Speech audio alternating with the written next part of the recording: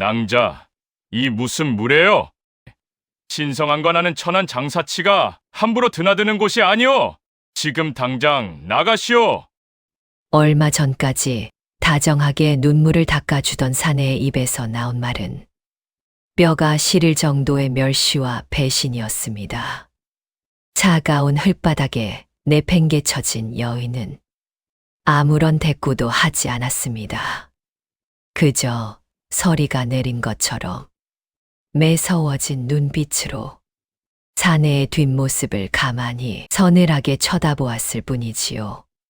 도대체 이 두 사람 사이에는 어떤 숨겨진 사연이 있었던 걸까요? 그리고 이 지독한 배신의 끝에는 과연 어떤 운명이 기다리고 있을까요? 지금 그 운명의 소용돌이 속으로 함께 들어가 보시죠. 안녕하세요. 옛날 옛적에입니다. 재미와 감동이 있는 이야기 지금 시작합니다. 옛날 옛적 사대문 안한양 땅에서 가장 돈줄이 마르지 않고 활기가 넘쳐나던 곳이 있었습니다. 바로 도성의 중심이자 팔도의 온갖 진기한 것들이 모여드는 곳, 종로 저작거리였습니다. 해가 뜨기 무섭게 전국의 보부상들이 땀방울을 흘리며 값비싼 등짐을 지고 쉴 새 없이 문턱을 넘나들었고 대국에서 건너온 눈부신 비단과 귀한 약재가 마당 가득 산더미처럼 쌓이던 대궐 같은 기와집이 있었지요. 한양 땅에서 장사를 하는 사람치고 이 집 문턱을 밟아보지 않은 이가 없었고 삼척동자도 그 이름을 안다는 상단의 주인, 그가 바로 한양 최대의 거상 최행수였습니다. 최행수는 움직이는 걸음마다 황금을 긁어모으는 대부호 중의 대부호였지만 한양 백성들이 그를 살아있는 부처라 부르며 우러러본 진짜 이유는 따로 있었습니다. 유독 가혹한 흉년이 들어 굶주린 백성들이 피눈물을 흘리며 넘쳐날 때면 최행수는 제 집 마당에 사람 키만한 거대한 무쇠솥을 걸고 밤낮으로 죽을 쏘어 백성들을 먹였습니다. 돈이 없어 약 한 번 못 써보고 죽어가는 백성들에게는 수십 냥을 호가하는 값비싼 약재를 아낌없이 내주었지요. 그의 인자함은 온 도성에 자자하여 나라의 임금님까지 그의 이름을 익히 알 정도였습니다. 그런 최행수에게는 목숨과도 바꿀 수 없는 무남동녀 외동딸 은채가 있었습니다. 은채는 한겨울 눈 속에서 피어난 매화처럼 청초하고 아름다운 미모를 가졌을 뿐 아니라 성품 또한 아버지를 쏙 빼닮아 가난한 이들을 보면 먼저 다가가 손을 잡아주는 따뜻한 처자였지요. 게다가 어찌나 총명한지 겨우 10살이 되던 해에 아버지가 보던 두꺼운 상단의 장부를 슬쩍 훑어보고는 어른들도 며칠 밤을 새워야 하는 복잡한 셈을 눈 깜짝할 사이에 척척 해내어 주변의 사람들을 깜짝 놀라게 만들었답니다.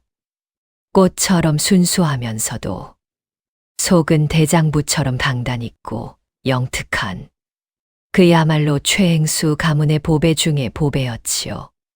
최행수에게는 비록 신분의 차이는 있으나 형제보다 더 막역하게 지내는 친구, 이대감이 있었습니다. 두 사람은 깊은 밤, 가을달이 떠오를 때까지 술잔을 기울이며 세상 돌아가는 이야기를 나누곤 했는데 이대감은 늘 은채의 영특함을 보며 탐을 냈습니다. 최행수, 저리도 영민한 은채를 우리 가문의 맏며느리로 삼고 싶구만 하고 껄껄 웃곤 했지요. 이렇듯 은채의 앞날에는 오직 찬란한 햇살만이 가득할 것 같았습니다. 그러던 어느 눈부신 봄날이었습니다. 은채는 궁핍하고 병든 이들이 모여 사는 도성박 청파동 골목으로 아버지를 대신해 쌀을 나누어 주러 갔다가 한 젊은 선비를 만나게 됩니다. 그의 이름은 박민겸이었지요. 민겸은 무릎이 다 튀어나오고 떼국물이 흐르는 낡은 도포를 입은 채 떼약볕 아래 거친 흙바닥에 주저앉아 있었습니다. 당장 내일 먹을 쌀은커녕 서책과 붓을 살 돈조차 없어 나뭇가지 하나를 손에 쥐고 바닥에 글을 쓰며 과거 시험을 준비하던 중이었지요. 찌들어지게 가난한 처지였으나 글바닥에 글을 내려 쓰는 그의 눈빛만큼은 가을 밤하늘의 별빛처럼 반짝였습니다. 은채는 그 사내의 꼿꼿한 기계와 가련한 처지에 묘하게 마음이 끌렸습니다. 은채는 발걸음을 멈추고 가만히 그를 내려다보았지요. 선비님, 이리 땡볕 아래 오래 계시다간 몸 상하십니다. 어찌 처지가 이리 고되십니까? 낭자, 내 비록 지금은 종이 한 장 없어 흙바닥에 글을 새기나 내 학문의 열정만큼은 그 누구보다 깊다오. 가난은 선비의 기계를 꺾지 못하는 법이니 신경 쓰지 말고 갈 길 가시오. 그 말 한마디에 은채는 직감했습니다. 이 사내는 평범한 자가 아니다. 언젠가 승천할 용이 될 제목이다. 은채는 자신이 차고 있던 비단 주머니에서 가지고 있던 돈 전부를 털어 한양에서 가장 좋은 지필묵을 사서 민겸의 앞에 조심스레 내려놓았습니다. 이것으로 부디 뜻하신 바를 이루세요. 그 후 그날의 만남이 깊은 인연이 되어 두 사람은 비밀리에 서신을 주고받으며 걷잡을 수 없이 깊은 사랑에 빠져들게 되었지요. 민겸은 은채의 고운 마음씨와 아름다움에 넋을 잃었고 은채는 민겸의 천재적인 영특함과 세상의 정점에 서겠다는 거대한 야망을 온전히 믿었습니다. 은채 낭자, 내 비록 지금은 일이 가난하여 밤마다 달빛 아래에서 글을 읽으나 반드시 장원급제하여 낭자를 세상에서 가장 화려한 가마에 태워줄 것이요. 도련님, 제 마음은 이미 도련님의 그 깊은 뜻만으로도 과분합니다. 신분이나 재물은 제게 아무런 상관이 없으니 부디 한눈 팔지 마시고 학문에만 매진하세요. 제가 끝까지 선비님의 등불이 되어 드리겠습니다. 얼마 후 딸이 가난한 선비를 마음에 두고 밤마다 눈물 짓는다는 사실을 알게 된 최행수는 처음엔 깊은 고심에 빠졌습니다.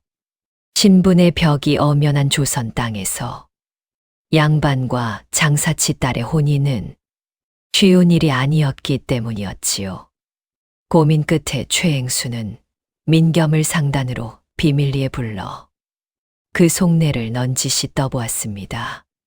세상의 비난을 견뎌내야 할지도 모르는 길인데 과연 딸을 향한 마음이 진실한지 시험해 본 것이지요. 민겸은 추호의 망설임도 없이 어떠한 풍파가 닥쳐도 낭자의 손을 놓지 않겠다는 절절한 진심과 굳은 기계를 청산유수로 토해냈습니다. 최행수는 그의 흔들림 없는 진심과 가슴을 울리는 문장력에 온몸에 전율이 돋았고 마침내 두 사람의 만남을 기꺼이 허락해 주었습니다. 뿐만 아니라 최행수는 사위가 될 민겸이 오직 공부에만 전념할 수 있도록 자신의 대궐 같은 기와집 한편에 아늑하고 정갈한 별채를 새로 지어주었지요. 한 걸음 더 나아가 구하기 힘든 귀한 서책들을 돈을 아끼지 않고 모두 구해 주었고 사계절 내내 민겸의 몸을 보할 귀한 산삼까지 물심양면으로 전폭적인 지원을 아끼지 않았습니다. 민겸은 최행수의 진심 어린 지원에 대성통곡을 하며 절을 올렸고 그날부터 밤낮으로 등잔불을 밝히며 과거 시험 준비에 무섭게 매진했습니다. 은채는 밤마다 민겸의 방 앞에 온기가 가시지 않은 보약을 놓아두며 그가 급제하여 자신과 부부의 연을 맺을 그날만을 손꼽아 기다렸지요. 상단의 북적이는 활기와 깊어가는 두 사람의 사랑 속에서 은채의 인생은 더할 나위 없이 행복하게 흘러가고 있었답니다. 하지만 그것이 자신을 파멸로 몰고 갈 저주의 시작이었음을 은채는 꿈에도 몰랐던 것이지요. 인생사 호사다마라 했던가요? 은채와 민겸의 깊어가는 사랑 속에서 온 집안이 혼례 준비로 들떠있던 어느 깊은 가을날, 한양 최대의 상단, 최행수 가문의 청천벽력 같은 대재앙의 그림자가 드리우기 시작했습니다. 이미 상인으로서 더 올라설 곳이 없는 부와 명성을 누리고 있던 그는 상단의 모든 재원을 아낌없이 쏟아부어 대국과의 대규모 무역을 추진하고 있었습니다. 청나라에서 가장 귀하다는 최고급 비단과 신비로운 보석, 그리고 귀한 약재들을 직접 구해와 한양 땅에 들여올 계획이었지요. 이는 상단의 명운을 건 최행수 생의 가장 거대하고도 위험한 도전이 될 장사길이었습니다. 온 상단 식구들이 포구에 모여 최행수의 무사 귀환을 빌며 손을 흔드는 가운데 거대한 상선들은 서해 바다를 향해 활짝 돛을 올렸습니다. 그로부터 며칠 후 억수 같은 장대비가 쏟아지던 어느 잔인한 밤이었습니다. 번개가 암흑 같은 하늘을 갈랐고 미친 듯한 폭풍우가 서해 바다를 거칠게 집어삼켰습니다. 최행수가 탄 거대한 상선은 한 치 앞도 보이지 않는 칠흑 같은 어둠 속에서 집채만한 거대한 파도를 만나 그만 산산조각이 나며 난파되고 말았습니다. 배에 실려 있던 물건과 사람들은 비명 한마디 지르지 못한 채 차디찬 바닷속으로 흔적도 없이 가라앉았고 백성들의 존경을 받던 한양의 대거상 최행수 역시 성난 파도에 휩쓸려 차가운 심해 속으로 영영 모습을 감추고 말았답니다. 한양 상단에 전해진 건 단 한 명의 생존자도 없다는 청천벽력 같은 소식뿐이었습니다. 남편의 죽음을 전해 들은 은채의 어머니는 그 충격을 이기지 못하고 의식을 잃고 쓰러지고 말았습니다. 평생을 인자하고 든든한 남편의 그네 아래서 곱게만 살아온 어머니였기에 남편의 죽음은 곧 가문의 파멸이자 세상의 종말과도 같았지요. 어머니, 제발 정신 좀 차려보세요. 아버지가 돌아오실 때까지 일이 무너지시면 안 됩니다. 저를 두고 어찌 이러십니까? 은채가 어머니의 손을 붙잡고 눈물을 흘리며 애원했으나 어머니는 시름시름 앓으며 하루가 다르게 말라갔습니다. 결국 남편이 차가운 바다로 떠난 지 겨우 사흘 만에 눈물 흘리는 외동딸 은채의 손을 꼭 쥔 채 허망하게 눈을 감고 말았습니다. 하루아침에 부모를 모두 잃고 세상에서 가장 외롭고 처량한 처내고아가 되어버린 은채의 절규가 텅 빈 대궐 같은 기와집에 눈물과 함께 길게 울려 퍼졌지요. 하지만 잔인한 세상은 가녀린 은채에게 슬픔을 추스를 시간조차 주지 않았습니다. 거상 최행수가 죽었다는 소식이 도성에 퍼지기가 무섭게 평소 최행수의 명성을 시기하고 질투하던 간사한 무리들과 상단의 돈을 탐내던 채권자들이 때를 지어 은채의 집으로 들이닥친 것입니다. 그들은 최행수가 살아생전 베풀었던 눈물겨운 은혜는 까맣게 잊은 채 내 돈 내놓으라며 소리를 질렀고 마당에 가득 쌓여있던 화려한 혼례 물품들을 마구 내던졌습니다. 안방의 가구들과 서책들까지 거칠게 마당으로 끌어내기 시작했지요. 은채는 입술을 깨물고 눈물을 삼키며 당당하게 아버지가 남긴 장부를 펼쳐들고 그들의 앞을 막아섰습니다. 하지만 부모를 잃고 홀로 남은 가녀린 처자 혼자 탐욕스러운 상단과 빚더미를 감당할 수는 없었지요. 결국 아버지가 평생 피땀 흘려 일구어 놓은 웅장한 기와집과 상단 건물들은 하루아침에 탐욕스러운 이들의 손에 모두 넘어가게 되었습니다. 은채는 부모님의 위패와 옷까지 가든 작은 보따리 하나만을 품에 안은 채 한양 도성 가장자리 비바람도 제대로 가리지 못하는 초라한 초가집 단칸방으로 쫓겨나야만 했습니다. 손가락에 물 한 방울 묻히지 않고 귀하게만 자란 은채가 이제는 당장 내일 끼니를 걱정해야 하는 처참한 처지로 추락해 버린 것이었지요. 모두가 최행수의 가문은 완전히 끝났다며 멀리할 때 은채의 곁을 지킨 것은 오직 그 초가집 단칸방에서 여전히 등잔불을 밝히고 있던 선비 박민겸뿐이었습니다. 비록 대궐 같던 별채는 사라지고 작고 허름한 초가집이었지만 민겸은 매일 밤 은채의 거칠어진 손을 꼭 잡아주며 눈물을 닦아주었습니다. 은채 낭자, 하늘이 무너져도 솟아날 구멍은 있는 법이오. 내가 이번 과거 시험에서 반드시 장원급제하여 최행수 어르신의 억울한 명예를 다시 세우고 낭자를 예전의 화려한 자리로 돌려놓을 것이니 부디 나를 믿고 조금만 더 기운을 내시오. 은채는 그 다정한 말 한마디에 다시 살아갈 희망을 얻었습니다. 거친 흙바닥에 주저앉아 밤마다 눈이 짓무르도록 삭바느질을 해가며 민겸의 따뜻한 밥상을 차렸고 자신의 마지막 남은 은비녀와 비단 옷가지들을 모조리 팔아 민겸의 과거 시험 비용을 마련해 주었습니다.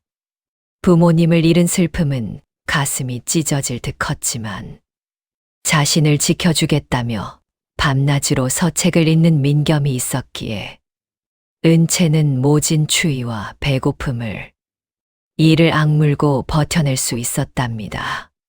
하지만 이때까지만 해도 은채는 몰랐습니다.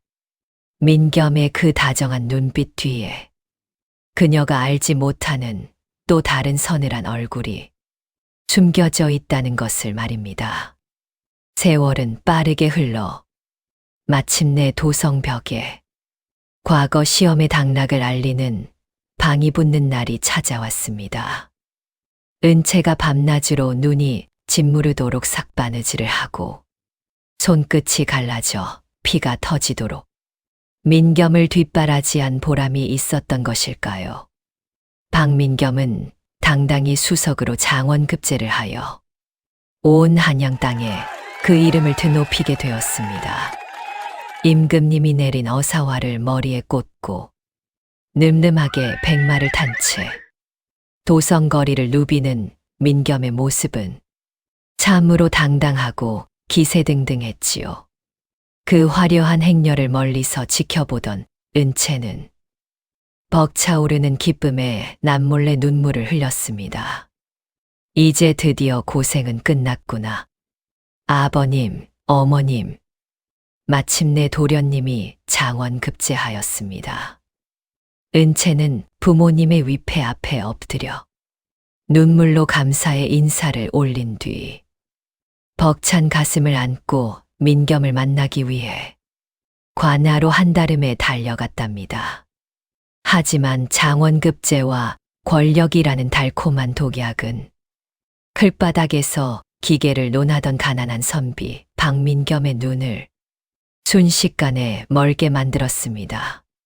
조정의 권세 높은 고관대작들이 민겸을 사위로 삼겠다며 줄을 섰고 평생 큰돈 구경 한 번 못 해본 민겸은 세도가들의 화려한 저택과 괴짝 가득 쌓여있는 황금을 보며 무서운 탐욕에 눈을 뜨게 된 것이었지요. 이제 그에게 은채는 고마운 은인이 아니었습니다. 과거 천한 장사치의 딸이자 집안까지 흔적도 없이 망해버린 자신의 찬란한 앞길에 걸림돌만 되는 부끄러운 과거일 뿐이었지요. 은채가 부푼 가슴을 안고 관아한 민겸의 처소를 찾았을 때 서책을 보던 민겸의 눈빛은 뼈가 시릴 정도로 싸늘했습니다. 도련님, 장원급제를 진심으로 축하드립니다. 부모님께서 살아계셨다면 얼마나 기뻐하셨을지. 낭자, 이 무슨 무례요? 신성한 관아는 천한 장사치가 함부로 드나드는 곳이 아니니 당장 나가시오. 내 지금 나란 일로 눈코 뜰 새 없이 바쁘니 두 번 다시 나를 찾지 마시오. 민겸은 눈길 한 번 주지 않은 채 고개를 돌렸고 관아의 포졸들은 은채를 문 밖으로 거칠게 밀쳐냈습니다.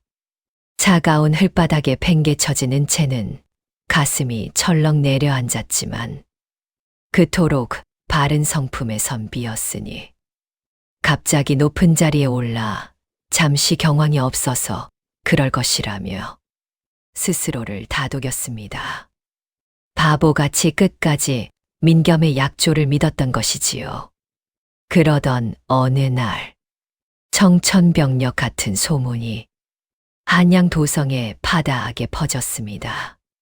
신임 사또로 부임하게 된 박민겸이 한양에서 내노라 하는 최고 권문세가 이조판서의 딸과 화려한 혼인을 올린다는 소식이었습니다.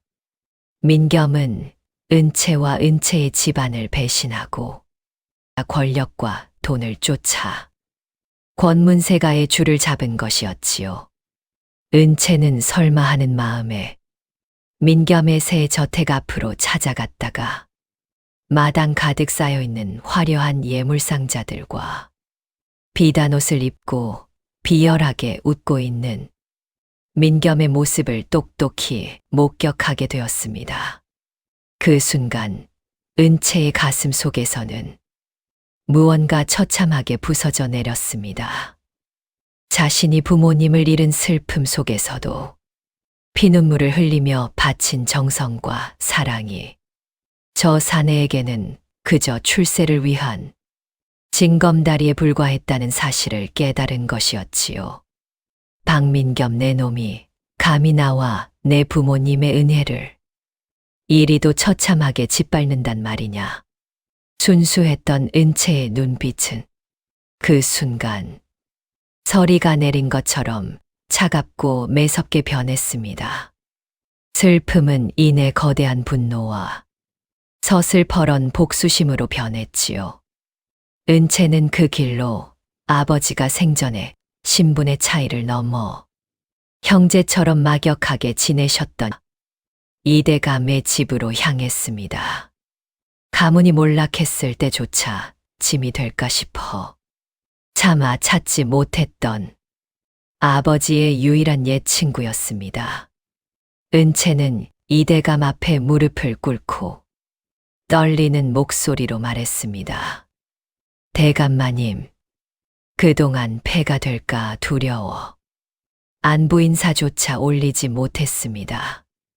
오늘 일이 염치불고하고 찾아온 것은 대감마님께 간절히 청할 일이 있어서입니다. 제게 장사를 다시 시작할 수 있는 작은 미천과 길목을 열어주십시오. 제 목숨을 걸고서라도 반드시 이뤄내야만 하는 일이 생겼습니다. 은채의 눈에서 뿜어져 나오는 서슬퍼런 기계와 범상치 않은 마음을 느낀 이대감은 깊은 한숨을 내쉬며 고개를 끄덕였습니다. 자신을 향해 무릎을 꿇은 옛 친구의 딸. 그 가녀린 어깨에 얹어진 삶의 무게와 서린 한이 이대감의 가슴을 무겁게 짓눌렀기 때문입니다. 오냐, 은채야. 내 아비는 내 목숨보다 소중했던 친구였다. 내가 눈물을 닦고 일어서겠다면 상단의 모든 인맥과 장사 길목을 열어줄 터이니 부디 내 아비의 명예를 세우고 그 빛나는 지혜로 세상을 놀라게 해보거라. 이대감의 전폭적인 도움 아래 은채는 마침내 눈물을 거두고 초가집을 떠나 거친 장사 바닥으로 뛰어들었습니다. 삭바느질을 하던 연약한 여인의 손에 이젠 묵직한 주판이 들렸지요. 은채의 가슴속 깊은 곳에서는 박민겸을 파멸시키겠다는 복수의 불씨가 무섭게 타오르고 있었고, 그렇게 은채는 조선 역사상 가장 강력한 거상이 되기 위한 첫걸음을 내딛게 되었답니다. 이대감의 전폭적인 지지와 아버지가 물려주신 천재적인 장사 수완을 바탕으로 은채는 한양 장터의 구석진 작은 점포에서 장사를 시작했습니다. 가녀린 여인의 몸이었으나 판세를 잇는 눈은 귀신과도 같았고 결단을 내릴 때의 붓끝은 칼날보다 매서웠지요. 그녀는 남들이 보지 못하는 청나라와 조선의 물가 차이를 정확히 꿰뚫어 보았고 흉년과 풍년을 미리 예측하여 공물을 비축하는 대담함을 보였습니다. 뛰어난 미모에 범상치 않은 기계까지 갖추었으니 한양에서 수십 년간 잔뼈가 굵은 큰 상인들조차 하나둘 은채의 상단 아래로 무릎을 꿇기 시작했습니다. 사계절이 5번 바뀌는 동안 은채는 어느덧 조선을 넘어 청나라 상인들의 돈줄까지 좌지우지하는 거대한 상단의 대행수가 되어 있었습니다. 낮에는 수만 양의 황금을 움직이는 철의 여인이었으나 깊은 밤이 되면 아버지가 쓰시던 낡은 주판을 손에 쥐고 박민겸을 향한 복수의 칼날을 갈았습니다. 그 무렵 은채를 비정하게 배신하고 세도가의 줄을 잡아 사또가 된 박민겸은 새로 부임한 고을에서 무소불위의 권력을 휘두르고 있었습니다. 가난했던 시절의 꼿꼿한 기계와 학문적 깊이는 탐욕에 가려 흔적도 없이 사라진 지 오래였지요. 그렇게 조정 고관들에게 매물을 바치며 흥청망청 재물을 쓰는 악덕 관리가 되어 있었던 것입니다. 은채는 상단의 자금을 이용해 심어둔 첩자들을 통해 박민겸의 비리 장부와 일거수일투족을 샅샅이 감시하며 그가 가장 높은 곳까지 올라가 가장 참혹하게 추락할 그날만을 기다리고 있었습니다. 그러던 어느 날 한양 도성과 제물포 포구가 한 사내의 등장으로 발칵 뒤집히는 대사건이 벌어졌습니다. 청나라 황실의 표식이 선명하게 찍힌 거대한 무역선 수십 척이 제물포 포구에 가득 들어찼는데 그 배들을 이끄는 총수의 우두머리가 바로 조선 사람이라는 소문이 파다하게 퍼진 것이었지요. 그는 5년 전 청나라 황실을 뒤흔든 극심한 역병을 신비로운 조선의 약재로 완벽하게 치료하여 황제의 두터운 신임을 얻은 인물이었습니다. 청나라 황제로부터 거대한 자본은 물론 조선 조정의 고관들조차 감히 고개도 들지 못할 청나라 황실 칙사의 전권까지 부여받은 어마어마한 인물이었지요. 그 거대한 청나라 직사의 행렬이 마침내 한양도성 종로거리로 웅장하게 들어오던 날, 은채 역시 상단문 앞에 서서 그 호사스러운 비단 가마를 가만히 지켜보고 있었습니다. 그런데 바람이 불어 가마의 비단 가림막이 스르르 걷히고 그 안에 앉아있는 노인의 얼굴이 드러난 순간, 은채는 숨이 멎는 듯한 충격에 그 자리에서 얼어붙고 말았습니다. 백발이 성성해지고 눈빛은 범접할 수 없을 만큼 위엄이 써졌으나 그 얼굴은 분명 5년 전 서해바다 차디찬 풍랑 속에서 죽은 줄만 알았던 은채의 아버지 최행수였던 것입니다. 아버지 맞으시지요? 정녕 살아 계셨던 것입니까? 최행수는 호위 군사들을 물리치고 가마에서 내려 온몸을 떨며 오열하는 외동딸 은채를 품에 꼭 안아주었습니다. 그의 깊은 눈가에도 뜨거운 눈물이 흘러내렸지요. 5년 전 난파된 배에서 구사일생으로 청나라 상선에 구조되었던 최행수는 아내의 죽음과 딸이 초가집으로 쫓겨났다는 소식을 멀리서 전해 듣고 가슴을 쥐어뜯으며 피눈물을 흘렸던 것입니다. 은혜를 저버린 간신들과 채권자들에게 완벽하게 복수하고 딸을 세상에서 가장 안전하게 지키기 위해 그는 신분을 철저히 숨긴 채 청나라 황실의 마음을 사로잡았던 것이지요. 마침내 예전보다 수십 배는 더 거대한 거상이자 권력까지 준 황실의 귀빈이 되어 딸의 앞에 당당히 돌아온 것이었습니다. 오냐, 내 새끼 은채야. 이 애비가 지옥에서 살아 돌아왔다.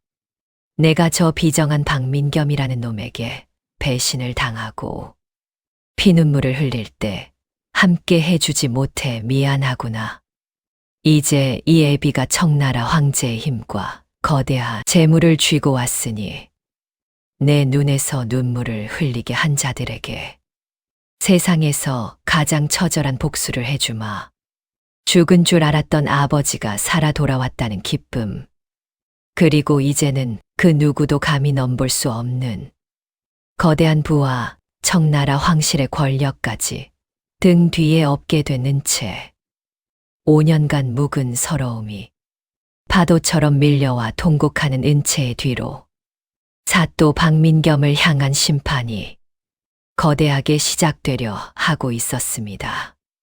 그 무렵 은채를 헌신짝처럼 버리고 권력의 줄을 잡아 사또가 된 박민겸은 자신의 고을에서 임금님 부럽지 않은 권세를 누리고 있었습니다. 가난했던 시절의 꼿꼿한 선비의 기계는 오래전에 버려둔 채 백성들에게 터무니없는 세금을 매겨 고혈을 짜내었고 밤마다 기생들을 불러 호화로운 잔치를 벌이며 흥청망청 지내고 있었지요. 백성들의 원성이 하늘을 찌르고 집집마다 곡소리가 가득했으나 민겸은 한양의 세도가인 이조판서를 처가로 두고 있었기에 무서울 것이 아무것도 없었답니다. 오만함이 머리끝까지 차오른 민겸은 기생들이 따라주는 술을 마시며 껄껄 웃고 있었지요. 그러던 어느 날이었습니다.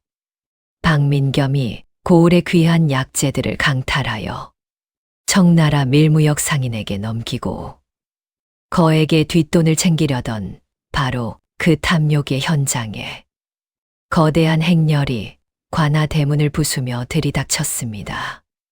무시무시한 기세를 풍기는 호위군사 수백 명을 거느리고 화려한 붉은 비단 가마를 탄 채 나타난 이는 바로 조선과 청나라를 오가는 거대한 상단의 대행수 최은채, 그리고 그의 아버지 최행수였습니다. 갑작스러운 거상들의 등장과 마당을 에워싸는 서슬퍼런 군사들의 기세에 박민겸은 당황하여 술잔을 떨어뜨리며 소리쳤지요. 네 이놈들, 감히 사또가 정무를 보는 관아에 어느 장사치 놈들이 군사를 끌고 끼어든단 말이냐. 당장 저 무례한 자들을 밧줄로 포박하라. 민겸의 악에 바친 호통에 최행수가 가마에서 천천히 내려 들고 있던 부채를 턱 접으며 민겸의 눈앞으로 한 걸음 한 걸음 걸어갔습니다. 그리고 서슬퍼런 눈빛으로 민겸을 내려다보며 사방이 쩌렁쩌렁 울리는 묵직한 목소리로 말했지요. 박민겸, 5년 만이구나. 장원급제를 하면 내 딸 은채를 행복하게 해주겠다던 그 기백 있는 선비는 어디로 가고 이리 짐승만도 못한 탐관오리만 남아 마당을 더럽히고 있는가. 민겸은 눈앞에 백발노인을 바라보다가 순간 심장이 멎는 듯 얼굴이 새하얗게 질려 비틀거리며 뒷걸음질을 쳤습니다.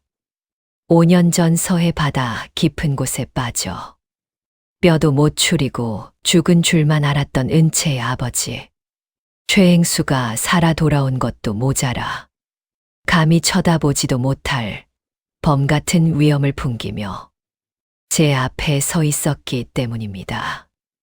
민겸이 사색이 되어 온몸을 사시나무 떨듯 떨고 있을 때 가마의 비단 가림막이 걷히며 마침내 은채가 모습을 드러냈습니다.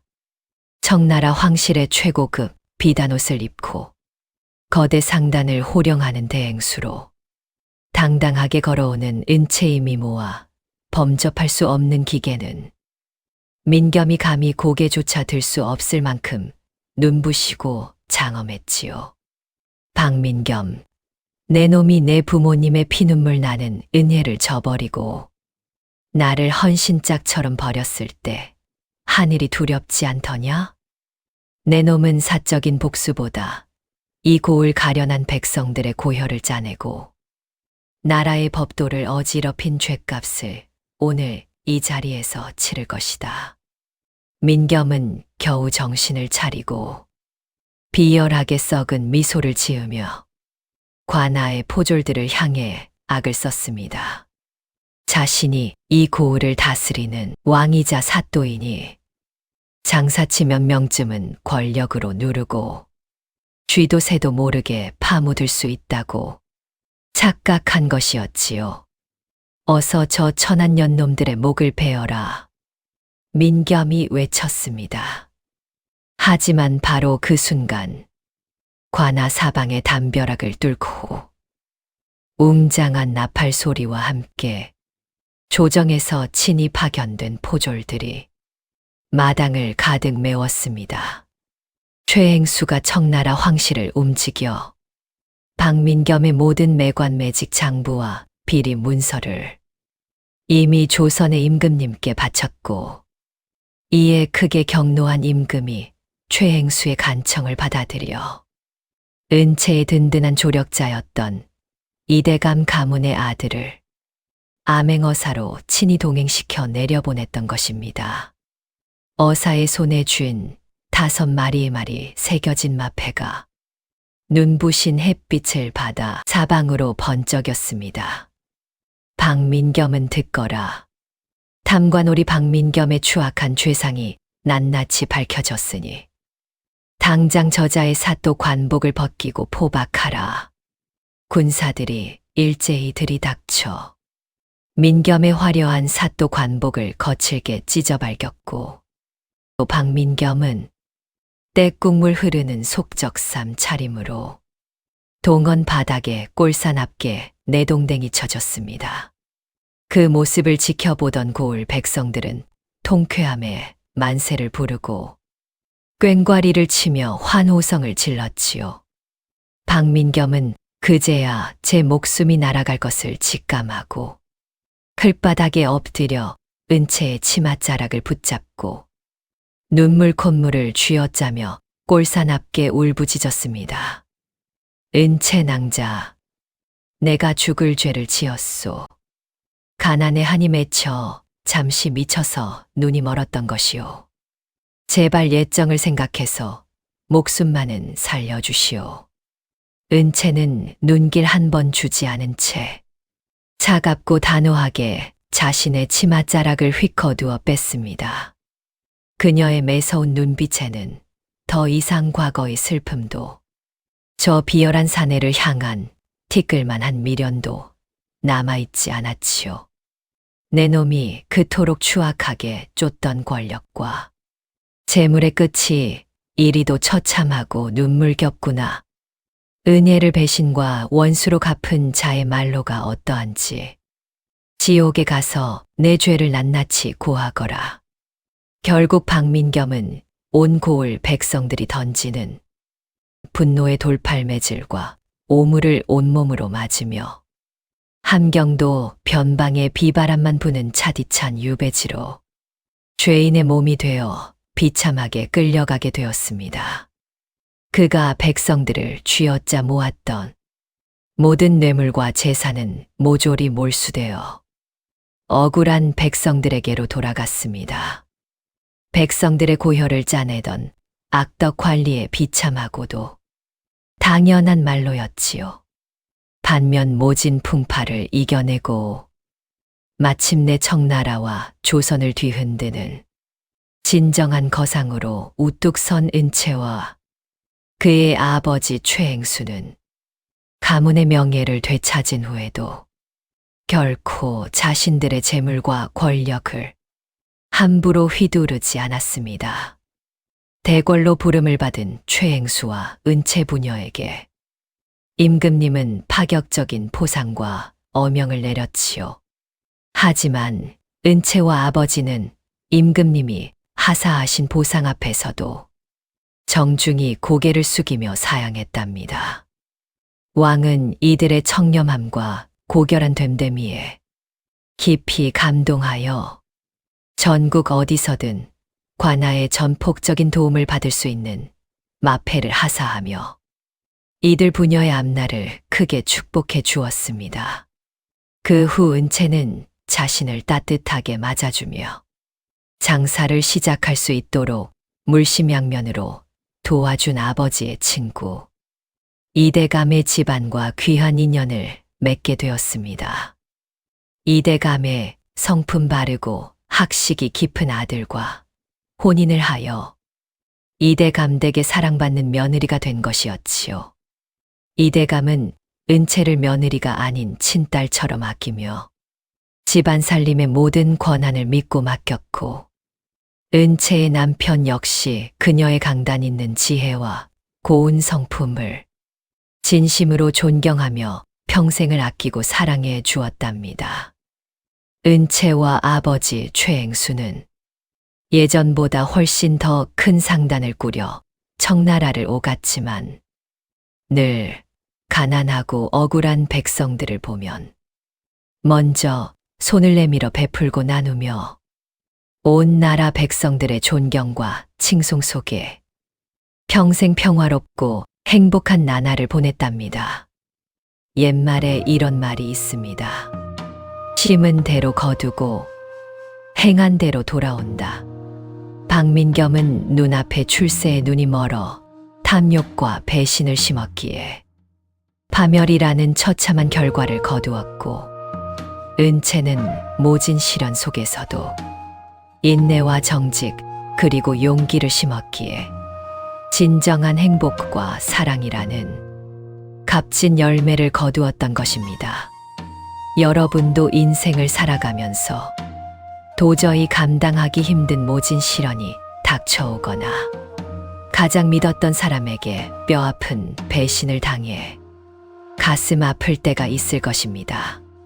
하지만 그럴 때일수록 원망과 증오로 스스로를 망치기보다는 오늘 이야기 속 은채처럼 지혜롭고 강단 있게 내 힘을 기르고 이겨낼 방법을 찾으시기 바랍니다. 내가 바른 마음을 쓰고 묵묵히 내 길을 걸어가면 하늘은 반드시 스스로 돕는 자를 돕고 악인은 반드시 죄의 대가를 받게 만드는 법이니까요. 지금까지 시청해 주셔서 감사합니다.